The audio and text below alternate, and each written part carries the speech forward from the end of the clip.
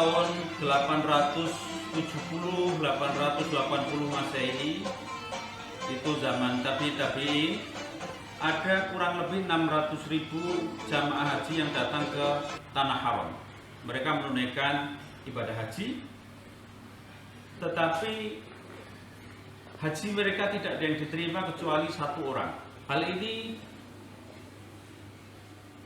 diketahui dari mimpi seorang ulama, seorang tabi'in yang bernama Abdullah bin Mubarak, yang lebih dikenal dengan Ibnul Mubarak. Saat itu beliau tertidur di Masjidil Haram. Kemudian beliau bermimpi bertemu dengan dua orang malaikat. Dua orang malaikat ini berdialog tentang 600.000 jamaah haji yang sedang berkumpul di Tanah Haram waktu itu. Dan dari dua malaikat ini ada informasi bahwa haji dari 600.000 orang ini tidak ada yang diterima kecuali satu orang, dan satu orang itu belum sampai ke Tanah Haram. Maka dalam mimpinya Ibnul Mubarak kemudian ikut dalam dialog dengan malaikat itu, dan beliau bertanya siapa itu yang diterima hajinya. Disebutkan di dalam dialog malaikat itu namanya Ali bin Muwaffaq, dan bahkan kemudian disampaikan informasi rinci kepada Abdullah bin Mubarak, Ibnul Mubarak, bahwa Ali bin Muwaffaq ini tinggalnya jauh di Damaskus. Langsung Ibnul Mubarak sangat tertarik untuk mendalami apakah mimpinya ini benar.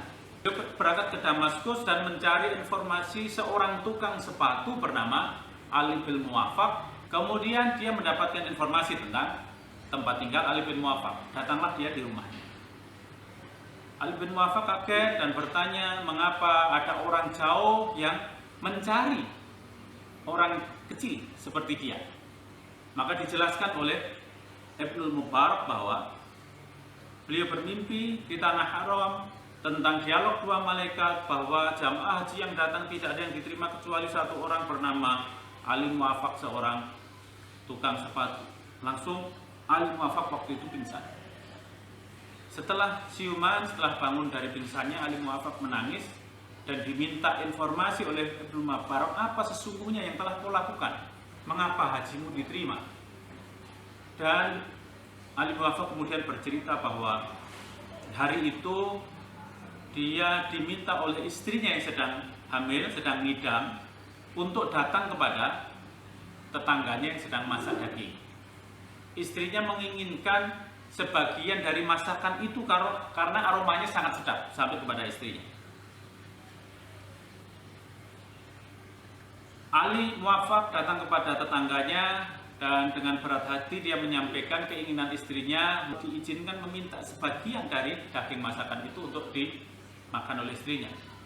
Dijawab dengan jawaban yang sangat mengagetkan dari tetangganya itu, seorang janda dengan beberapa anak yatim, bahwa mohon maaf, bukan saya tidak berkenan untuk memberikan sebagian masakan kami, tetapi masakan ini hanya halal untuk kami dan haram untuk istrinya Bapak. Maka Ali bin Muwaffaq kaget sekali, kok ada masakan yang halal bagi mereka tapi haram untuk keluarganya Ali Muwaffaq. Dan ternyata ibu itu menjelaskan bahwa mohon maaf begini Pak, ini anak-anak saya ini sudah 3 hari tidak makan. Mereka sudah 3 hari tidak makan dan mereka sangat kelaparan. Tadi saya mencoba untuk mencari makan tapi tidak mendapatkannya sama sekali. Yang saya dapatkan hanyalah seonggok bangkai keledai. Dan terpaksa saya potong sebagian dagingnya dan itulah yang sedang saya masak.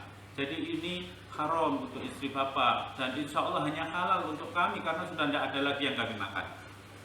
Ali bin Muwaffaq sangat kaget dengan informasi itu. Maka dia sedih, dia menyesal kenapa dia fokus untuk dirinya sendiri pergi haji dan tidak tahu bahwa ada tetangganya yang sampai 3 hari tidak makan hingga kemudian harus memasak daging bangkai. Maka Ali bin Muwaffaq pamit pada tetangganya itu dan bilang bahwa akan segera kembali. Dia pulang dan kembali lagi dengan pundi-pundi uang. diserahkannya pun di punduk uang itu kepada tetangganya. Bu, tolong ini dipakai untuk membeli makanan dan keperluan apa saja untuk ibu dan anak-anak itu. Ibu itu bertanya, lalu bapak mau pergi haji dengan bagaimana kalau uangnya diberikan kepada kami? Ali bin Wafaq bilang, ya sudahlah, tahun ini biarlah saya berhaji di pintu rumahmu saja. Itu jawaban luar biasa dari Ali bin Wafaq, yang karena itulah hajinya kemudian diterima atas informasi dari dialog dua malaikat tadi. Kita mendapatkan pelajaran besar bahwa Ali bin Wafaq telah menunggu 30 tahun untuk haji dengan cara menabung sedikit demi sedikit dari hasil menjadi tukang sepatu. Jadi ternyata antri haji 15 tahun, 20 tahun itu bukan hal istimewa, bukan hal luar biasa, bukan hal berat. Haji itu memang ibadah yang berat. Dulu pernah ada orang menunggu 30 tahun, dan menunggu itu bisa karena faktor biaya, karena faktor transportasi, karena faktor keamanan, bisa jadi itu. Itu kehendak Allah. Kalau sekarang karena kuota, orang harus menunggu 15-20 tahun. Jadi itu bukan hal yang luar biasa, tidak perlu disesali dan diratapi. Yang kedua, bahwa perhatian kepada tetangga itu adalah sesuatu yang istimewa, dan bahkan di dalam Islam itu adalah tolok ukur keimanan seseorang.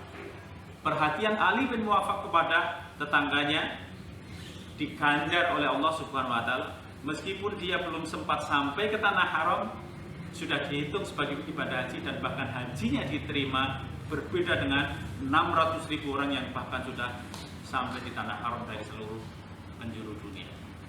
Inilah waktu yang sangat tepat bagi kita semua untuk menengok ke depan tetangga kita, tetangga di belakang kita, di kanan kita, di kiri kita. Saat musibah seperti ini, saat krisis seperti ini, adakah mereka memiliki makanan untuk dimakan? Apakah mereka sedang sakit atau sehat? Kalau itu kita lakukan dengan baik sesuai contoh Rasulullah SAW, semoga ibadah puasa kita diterima oleh Allah Subhanahu wa taala, qiyamul lail kita, sedekah kita, tilawah kita diterima dengan wasilah ibadah berbaik pada tetangga. Semoga ada manfaatnya. Assalamualaikum warahmatullahi wabarakatuh.